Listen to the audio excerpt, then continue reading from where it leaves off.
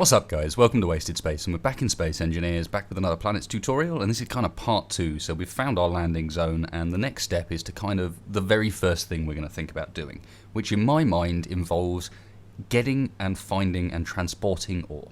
Now to begin with, you're not going to be able to afford to build a mining ship, because you want to keep hold of the refinery, the assembler and everything you've been given in this lander. And so the idea is to try and make something that's going to make that job easier, can be expanded later down the line, and is going to somehow not cripple that lander, so we can potentially use it later if we want to move base. So what I'm going to do for this one, and you're going to have to excuse this guy over there because I'm doing everything now in survival. You guys asked for it so you can see exactly how to put the stuff together, and so I don't mess up with some of my designs and build stuff that you can't really build practically in a survival mode. So that fella over there is a little thing that I've had to edit in order to get the third-person time-lapse shots working. So that is another account sitting with his own med bay and batteries and everything. Kind of ignore that. Everything else is as it was at the end of last video. And what we're going to do is go and set up over here and start building ourselves a little buggy.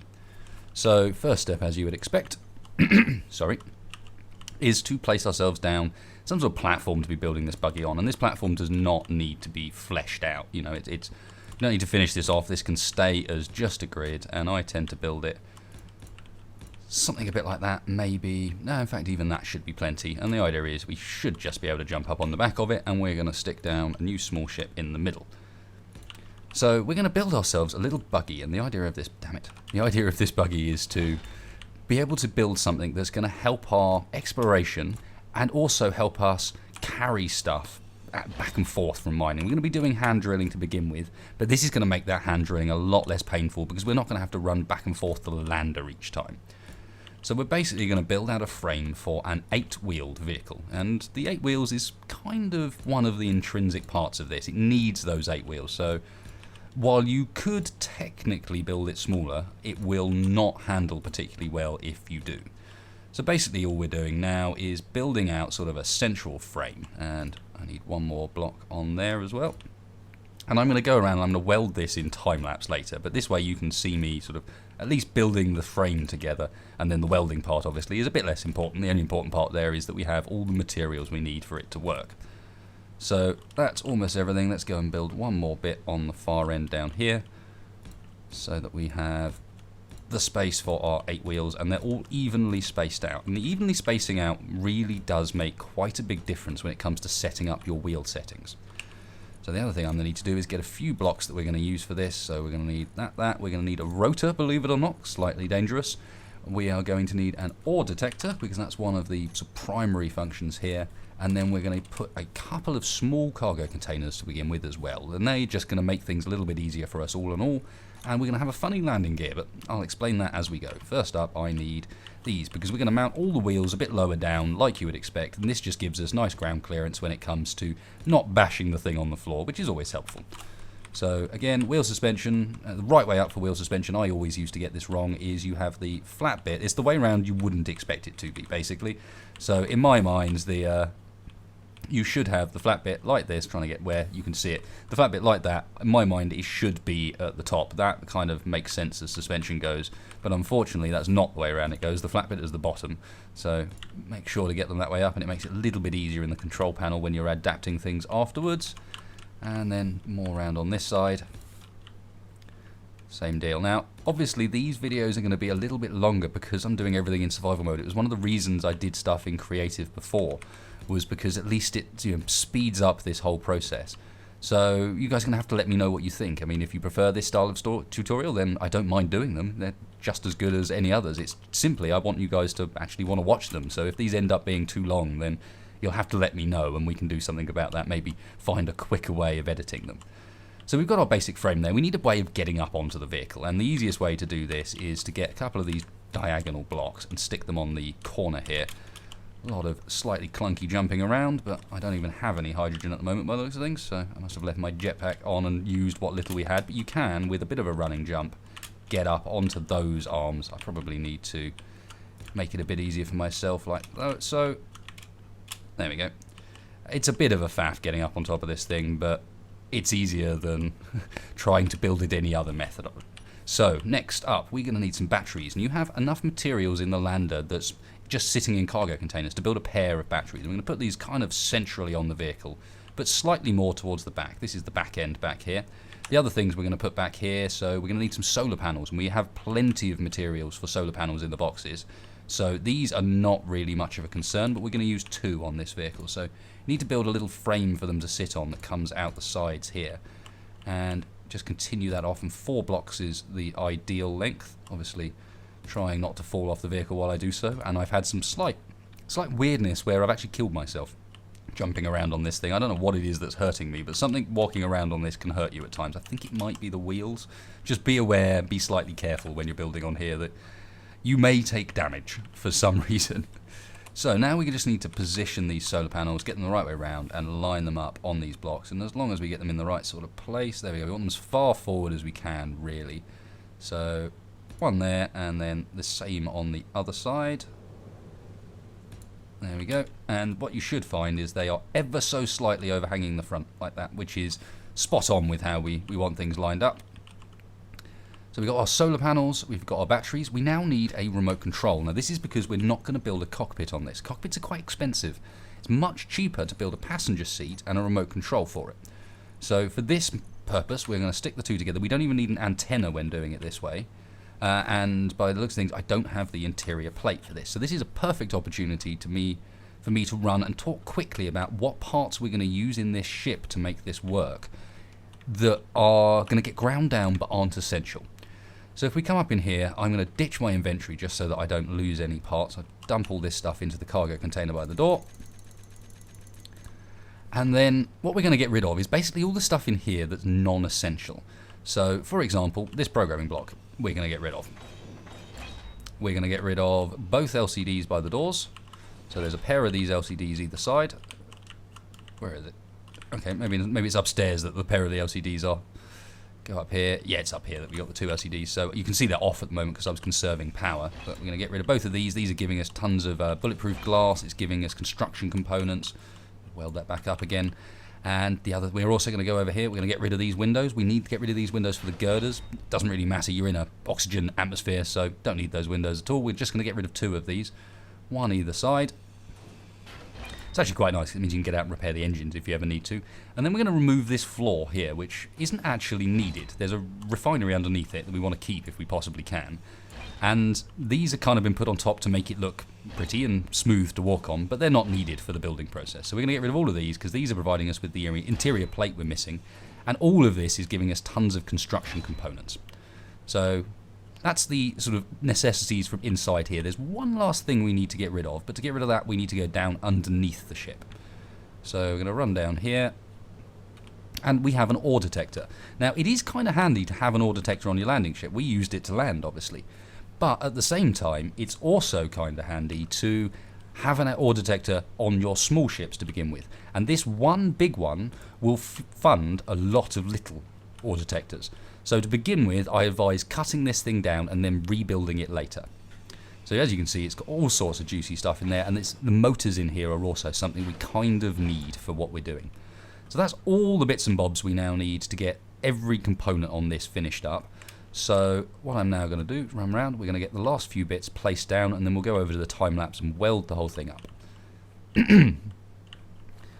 Right, because of the way around I've built this, I'm going to have to go around here and give myself another ramp. Obviously all this stuff can be removed once you're done building, and it's only costing you a single steel plate every time anyway. So now we can at least add these on in the right location. So what you want to do with these is you have one on the wheel and then one above the wheel up there. Now this is probably going to be a bit of a pain to get on, but if I can get into a position where I can see that edge there we go. We can position that, and then that's how we're going to get sort of on and off the craft. Although, again, I'm making things difficult for myself by not giving myself a big enough platform. But now we should be able to easily jump up and sort of walk around via the top of the wheel up on top of here. So we can get down our remote control. Make sure with that little, that you can just see on the side there, that little triangle, that needs to point towards, so the point of the triangle needs to point towards the way the vehicle is facing. So in this case, we're just going to rotate it round one way like that, and you can see it's pointing forwards there. Put it down in between these batteries here, and then in front of that we're going to plop an ore detector. This is kind of the main gist of this vehicle, but they might as well be nice and central there. And then at the back here we're going to add a seat for us to sit on. So we've basically got most of the components here. There are a couple of final bits I want to add, but I'm going to do those after the welding for a pretty good reason. So next step is to switch over to the time-lapse footage of me welding this whole thing up, just so that you guys don't have to sit and watch through the whole thing.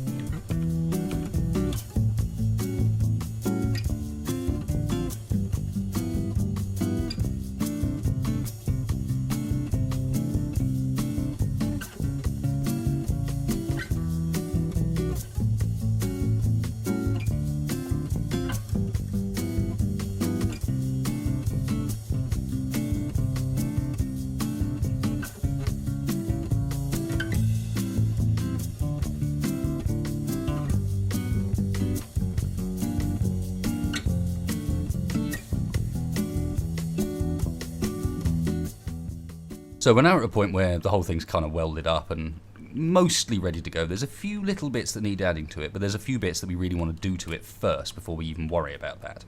So stage one is we want to get into this seat and we want to go to the remote control and we want to turn the handbrake on so that when we release this and drop it down onto the ground, it doesn't roll off, or like when I was recording the previous attempt at doing this, run me over as it's trying to escape. So that's pretty good a tip, that one. I would recommend it. This landing gear is incomplete because it's the one we're getting rid of. And we want to go into the wheels and we want to kind of work out which ones are the middle ones. So I seem to believe, or seem to remember that with the order I built mine in, these should be the middle wheels. The easiest way to test this is just to select them. Might as well make a group just in case we got it right. They're easy to find again. And we can turn the steering off. Now, what we should be able to see if we go up here and we need to go into the control and actually control it, is that when we steer, there you go, front and rear, you can just about see them turning. For some reason, sometimes you need to press forward for them to respond at the moment. I don't know what's causing that. You can see there's no friction, but unless I hold forward, they won't do anything. But we've got the right wheels there, so we've got the mid-group set. That's a good thing to do just early on while you've got the opportunity. Next thing we want to do is change some of the suspension settings, because otherwise this is going to smash into the ground when we get down. So we're going to set the strength to 4.5, which seems really low, but trust me, the strength meter's a bit of a funny one. 4.5 is more than you would expect, and you really want this strength number as low as you can get away with. Otherwise your vehicle will be far too rigid and far too rigid, far too prone to braking. The one you really want to use to smooth out the bumps is this damping figure. And we're going to bring that up to about 15. You can imagine sort of this is your spring, and this is the oil in the shocks. And I have talked about this in another video, so which I'll link that down in the description below. It goes into quite a lot of depth about what all of these wheel mechanics actually mean, what all these settings do, and how you can configure a vehicle. Anyway, for our purposes, that's all kind of set up and ready now. Everything's as good as we need it to be, so what I might do at this point is toggle off the auto detector just to save a bit of power. You know, there's no point using it, we're at base, we know what's around here. So we can get back out of the seat again, and the first thing we're going to do is, we could make it easier for ourselves, but actually the first thing we're going to do is build the last few bits that I want on here. So the number one of those is going to be something to turn us back the right way up if we happen to make a mistake. And this is going to go, we're going to build a line across in between two sets of wheels at the back over here. And then we're going to do the same thing over here, except we're going to come up 2 squares there. And then we're going to put a rotor just here. And this rotor is going to provide us with something to, and we're going to need to build this up so it doesn't move, in fact. So let me just build this thing up quickly. Fortunately, we're on speedy survival mode. So yeah, that's built up, and the reason I've had to build it up there is to stop it from swinging around. And now we're going to go into the seat, and we're just going to check what exactly the rotation currently is. So it says angle 0 at the moment, so that's great. So very quickly, set the lower limit to 0 before we do anything else with it. And that's going to mean that everything's set up nicely when we now go and add some blocks to it. We get over here, and first things first, we're going to put a landing gear. Where is it? Yeah, that is where it's going to land up. So we put a landing gear just there. And then out of this, we're going to build a sort of little lever arm sort of device that comes across over to where that landing gear is. And then at the end of the arm, we're going to use some of the very funky 2x1s just to make a little slope on the end of it. And this will kind of become apparent when we come to test the thing. So get that on there. I'm not sure this will let me place it. No, it's not going to let me place it. So the only thing I need to do to fix this is basically I need to get out and move that rotor. But as we're up here, let's quickly just weld up the bits and bobs that we need as well. Not going to be able to get at these without getting off, so it's also worth mentioning, be really careful around wheels. You can kill yourselves on them so easily. I don't know why they do damage, but they most definitely do if you I don't know, make a mistake somehow nearby, get stuck near them, etc. So finally up here, let's do the last of the welding. And into the seats. Right, so our rotor is currently at 0. What we want to do is set the upper limit to something like 130. So this is a bit beyond 90 degrees, and then we are going to just turn the velocity up ever so slightly. So you want it to be something about 0.83, something like that. And that's going to move up, and while it does, we're going to get back out of our seat again, and we are going to weld up that end. In fact, to be honest, I've moved this a bit far. I'm not sure I'm going to be able to get at it to be able to do the end. So in order to put that end tip on, which probably isn't particularly needed, but in order to put that end tip on, what we can do is increase the upper limit here just temporarily to something like 190. And that's going to actually go all the way down over to near the ground so that we can go over here and attach and weld that one little bit we're missing on the end. And you can kind of also start to get an idea of how this is going to actually sort of work and help to put you back the right way up again should you make the mistake and somehow roll the thing. Although I will admit, this thing is pretty damn hard to roll. So now that's sorted, we can go back in here, we can reverse this rotor, which is going to bring itself back round to the correct position, and then what you want to do is wait until it is beyond the correct angle, which we're going to use as about 130. Might need to turn it up a little bit, but for now 130. Once it's past that angle, you can set the upper limit back down again, and that's kind of all ready and set for its use. So we got a couple of tiny bits left to add, and those are lights. Now, one thing you can also add to this later down the line if you want is a beacon. So you have a beacon inside your lander, but what I tend to do with the lander, because it's not going anywhere, it's not going to move for the time being, it's probably going to stay still for quite a while, especially with a good landing zone like this, is I will go in and right underneath it I will make a GPS position. So we've actually got one here, but I'll make a new GPS position, name it, and then I can get rid of the beacon in there. It's turned off, in fact it's not turned off. Normally I'd turn that off as well because it's quite power consuming. But you can get rid of the beacon in there and actually use some of those materials for your own purposes. But anyway, last things to add, so let's get over here. We'll add a couple of headlights onto the front, so I kind of like these just sitting underneath the solar panels, just like that. Get those welded up. And then, as I was mentioning before, part of the answer, or part of the point behind this, is to have it as an ability to move cargo around quite early game. And then later on you can start expanding it and adding more functionality. But what you can then choose to do is get on the back here and just pick a location to stick some cargo. I quite like sticking them down in between these wheels, so you can kind of, because you've got one that side, it's a symmetrical sort of approach, so you can kind of stick a block or two on the sides here just to sort of make sure the cargo containers are central. And then these are not going to be conveyed up. Sorry about the crazy wind in the background, apparently it's suddenly blowing a storm. So yeah, these can then be stuck on there, welded up, and you can use these as sort of early game storage when you're out mining, and that'll hold just a little bit, and as you go you can expand and add more on. So there will be a follow-up video for this later down the line where I talk about how we can add a trailer to the back to carry more cargo and potentially also have some other functions too. I've noticed I've actually built this in slightly the wrong place, but you get an idea of how the cargo containers are kind of up to you where you put them. So we need a little bit of welding done just there. That's not particularly vital for the time being. Let's just get that finished off. A little bit for there. Now I'm going to jump into the passenger seat here, and I am going to lock that landing gear so that when you see that's now locked, it's necessary for the handling of the vehicle, but the next thing we're going to do is get underneath it, and we're going to get rid of the landing gear we've got in the middle there. And we're going to do this kind of carefully and try and make sure that as we get rid of it, we are sort of standing about this sort of location so that we are in between the wheels, because we're going to want to get out of here fairly fast because it's going to fall on our head. So as you can see, it's fallen down, and actually some of the wheels are slightly off the edge of the ramp. I have not built my ramp big enough. That is a little bit foolish, but I think we can probably still correct this with a bit of clever driving. So, in fact, let's forget clever driving. Let's correct this by grinding the ramp out from underneath it, to be honest. This is all no longer necessary, and we're only going to need to remove some of the ramp in order for us to be able to drive the vehicle off of it. So, get in there, get rid of you.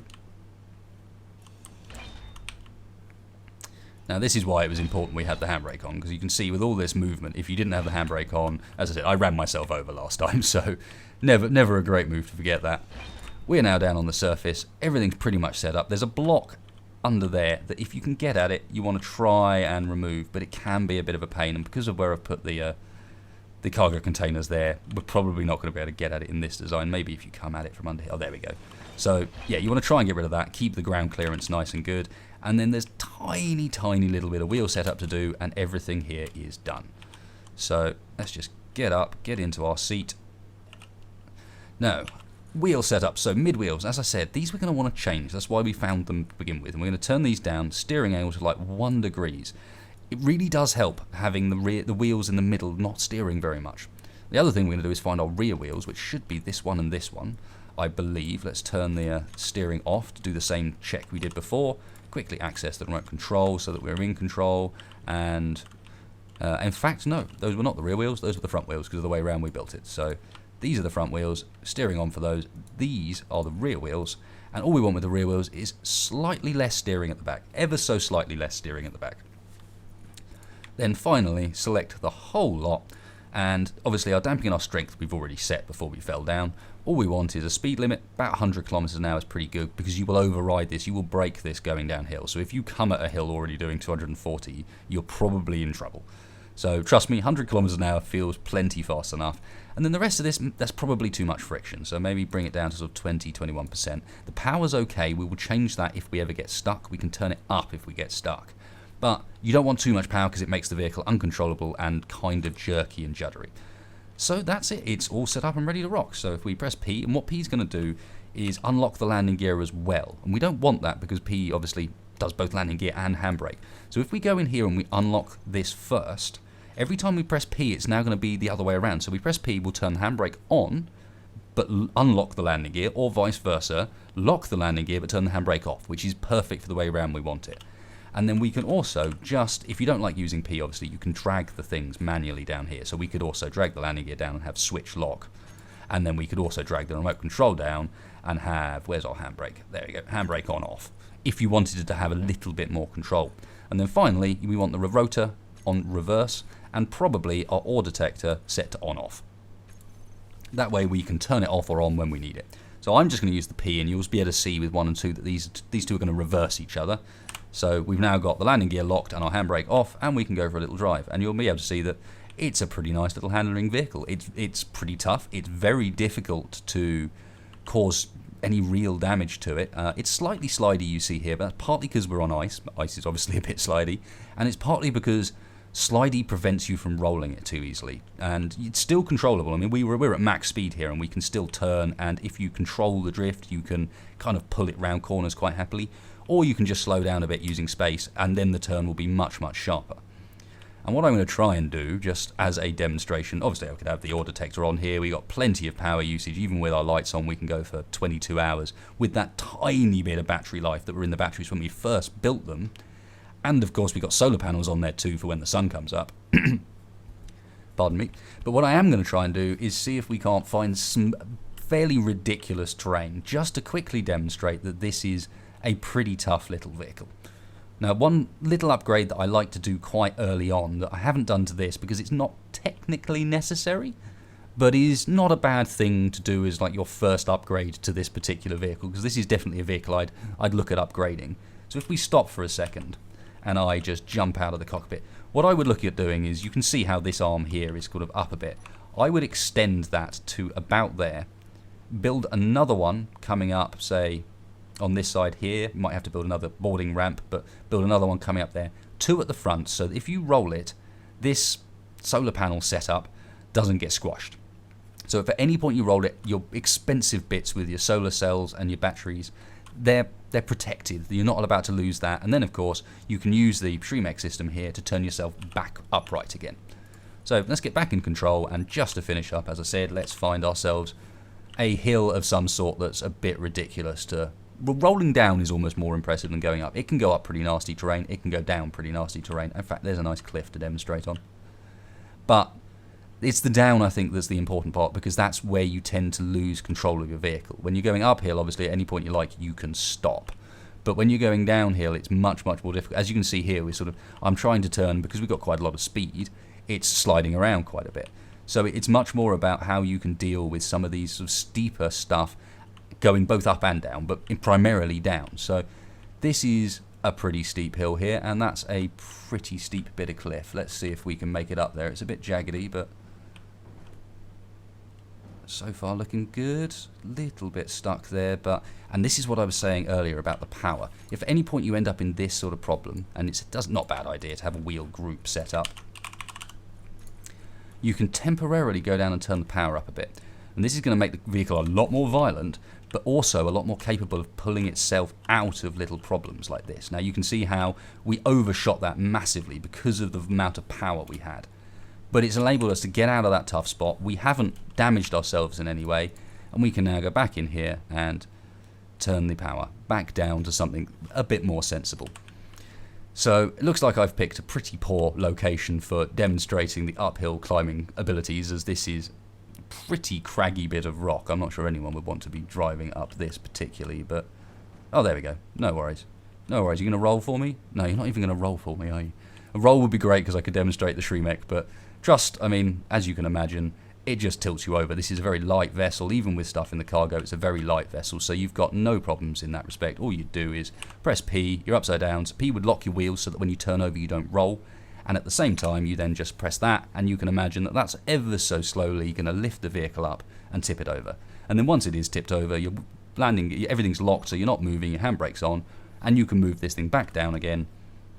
And then once it's in position, you press P to lock that down and unlock your wheels. So you can see that, and then let's just go down the hill again just to demonstrate sort of what happens when this vehicle gets a bit out of control. So we're not going to be able to slow ourselves down on this. We won't have enough power in the brakes. Oh, apparently we do. I'll let it roll down anyway, and you'll get an idea of how, A, it can exceed the in-game speed limit. Like the speed limit you've set for those wheels only applies while the wheels have enough friction to be able to slow you down. So in this case, with the 8 wheels, it's pretty good at doing that. But, and of course I've managed to get myself stuck again, so this would be another opportunity to go and turn the power up and just check things. But I guess you'll have to trust me, doing these live demonstrations is much, much more difficult, especially in survival. But let's just get ourselves out of here just to demonstrate that we can. Come on, up we go. So we're kind of, I don't know, we've spiked ourselves on something on the front. Yeah, it's kind of hooked under the chassis. But we will be able to wriggle our way out of here eventually. And the wheels, because we're so light, the wheels are incredibly robust. In fact, for some reason I noticed that it's saying at the moment, there we go, out like we should be, more demonstration of robust wheels, and off we go. And as you can see, for some reason we're weighing minus 296 kilograms at the moment. I'm not entirely sure why that is. Are you going to roll for me?